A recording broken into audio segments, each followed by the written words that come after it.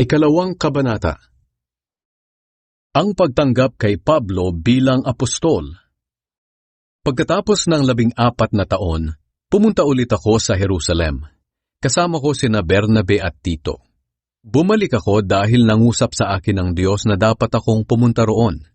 Nakipagkita ako ng sarilinan sa mga pinuno ng iglesia at ipinaliwanag ko sa kanila ang magandang balita na ipinangangaral ko sa mga hindi Hudyo. Ginawa ko ito para masiguro ko na hindi masasayang ang mga pinagpaguran ko noon hanggang ngayon. Nalaman kong sang-ayon sila sa ipinangangaral ko dahil hindi nila pinilit na magpatuli ang kasama kong si Tito kahit na hindi siya Hudyo. Lumabas ang usapin tungkol sa pagtutuli dahil sa ilang mga nagpapanggap na mga kapatid na nakisalamuha sa atin para sirain ang kalayaang natamo natin kay Kristo Jesus at gawin ulit tayong alipin ng kautusan ni Moises.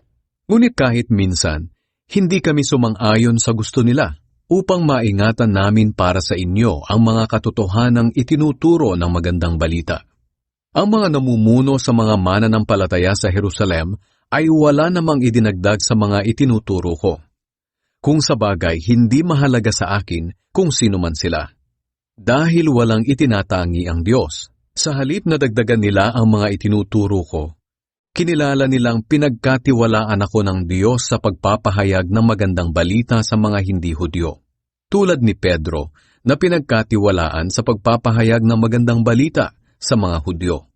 Sapagkat ang Diyos na kumikilos sa gawain ni Pedro bilang apostol sa mga Hudyo, ang siya ring kumikilos sa gawain ko bilang apostol sa mga hindi Hudyo. Kaya nang malaman ng mga kinikilalang pinuno ng iglesia na sina Santiago, Pedro at Juan na ipinagkaloob sa akin ng Diyos ang gawaing ito, tinanggap nila kami ni Bernabe bilang mga kamanggagawa sa pangangaral ng magandang balita. Napagkasunduan namin na kami ang mga ngaral sa mga hindi Hudyo at sila naman ang mga ngaral sa mga Hudyo. Ang tanging hiling nila ay huwag naming kalilimutang tulungan ang mga mahihirap. At iyan din naman talaga ang nais kong gawin. Pinagsabihan ni Pablo si Pedro. Noong dumating si Pedro sa Antioch, pinagsabihan ko siya ng harapan dahil mali ang ginawa niya.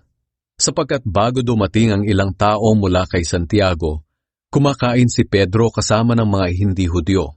Pero nang dumating ang mga iyon, nagsimula na siyang umiwas at ayaw nang kumain kasama ng mga hindi Hudyo.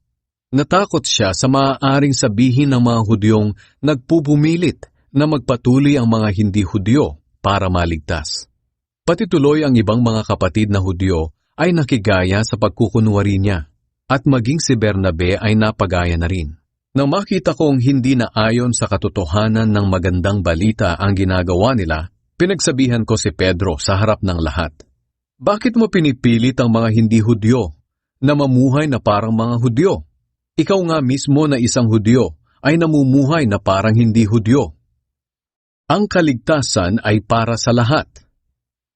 Kaming mga ipinanganak na Hudyo ay iba sa mga hindi Hudyo na itinuturing ng mga kapwa naming Hudyo na makasalanan. Ngunit alam namin na ang tao ay itinuturing na matuwid ng Diyos sa pamamagitan ng pananampalataya kay Hesukristo at hindi sa pagsunod sa kautusan. Kaya nga kaming mga Hudyo ay sumampalataya rin kay Kristo Jesus para maituring na matuwid sa pamamagitan ng pananampalataya at hindi dahil sa pagsunod sa kautusan, sapagkat walang sino mang maituturing na matuwid sa pamamagitan ng pagsunod sa kautusan.